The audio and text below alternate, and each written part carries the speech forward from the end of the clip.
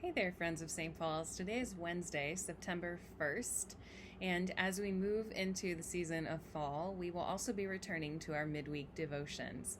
A lot of exciting things are happening here at St. Paul's, but the most exciting thing that's on our horizon is welcoming Vicar Charlotte Linberry. They will begin their work with us on Sunday, September 12th, and will stay at St. Paul's for a year as a full-time seminary intern. During this time, Vicar Charlotte will help us in worship, in learning, in stewardship, in outreach ministry, in pastoral care, and in these midweek devotions. So this week it's me, and next week it's me. But moving forward, you will also get to know Vicar Charlotte Linberry through our midweek devotions. This fall, we'll be focusing in September and October and into the beginning of November on the values of our congregation. So 2 years ago, we got together for some intentional conversation where we responded to the question, tell a story about a meaningful experience of God that you had at St. Paul's, or meaningful experience at St. Paul's. So people thought about these questions, and then we gathered into small conversation groups and shared our experiences.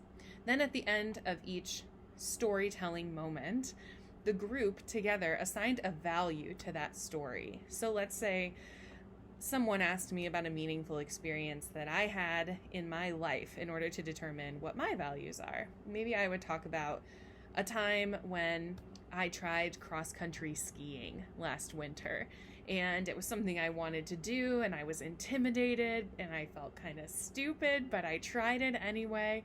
And even though I felt uncomfortable, I got up and I was surrounded by a couple people who really care about me. My friend Allison encouraged me.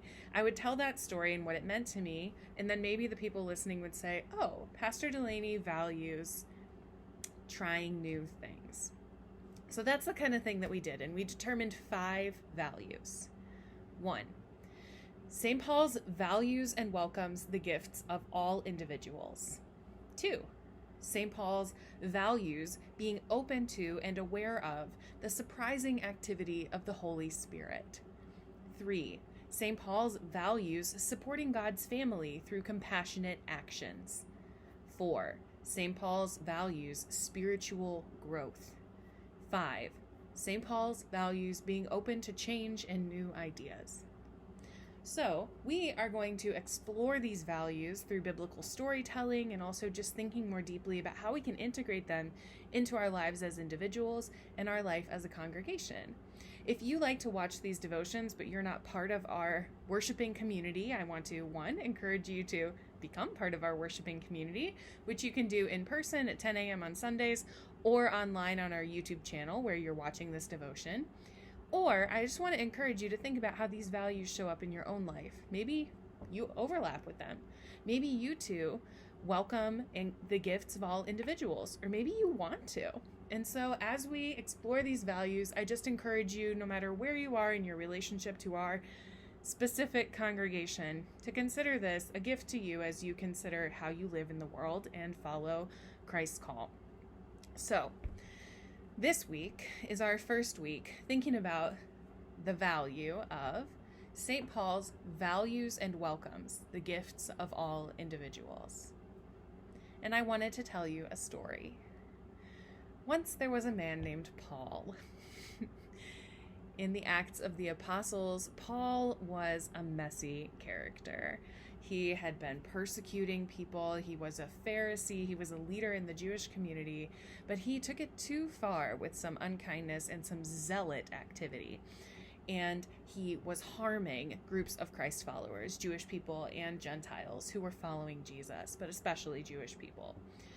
So Paul was really on one day, and Jesus showed up to him, and he was changed. Paul had a conversion experience. And you can read more about that in Acts chapter 9.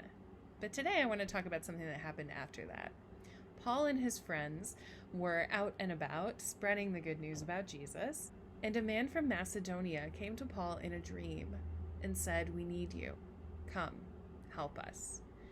And so Paul, knowing that God sometimes interacted with him through dreams and somehow knew this person was from Macedonia, perhaps his style of dress or his appearance or his accent or his language revealed this to Paul in his dream.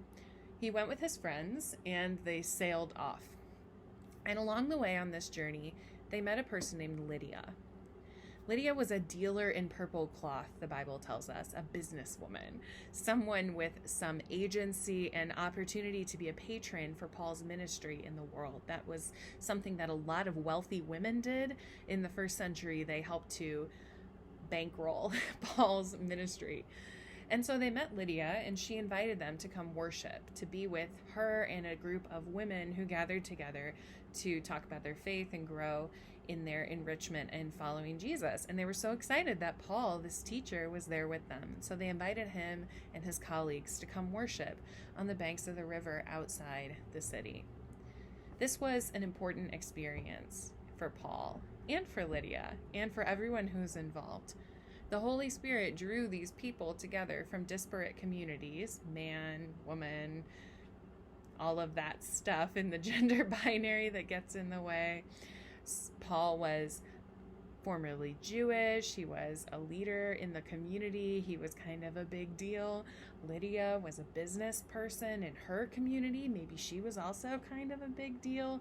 And they were separate from one another until God brought them together and made space for both of their gifts, for everyone's gifts, to be incorporated into a new experience of community.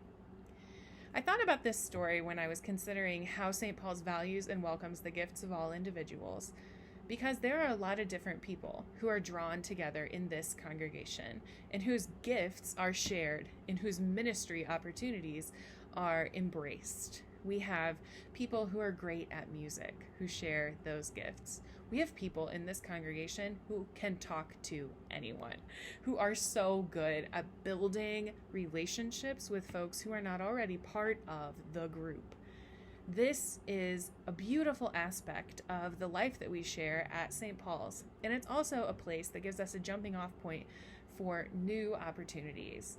God interacts with us and brings new people into our lives, people with all kinds of gifts and skills, people with all kinds of life circumstances, and the Holy Spirit brings us together, giving us opportunities, just like Paul and Lydia, to learn from one another and to grow in our faith.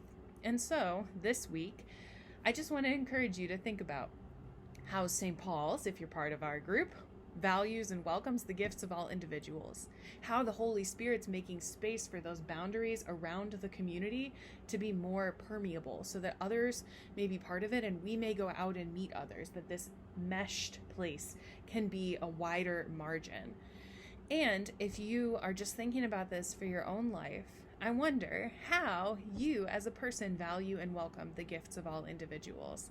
How do you celebrate the people in your life? How do you encourage someone? How do you affirm them? How are they doing that for you?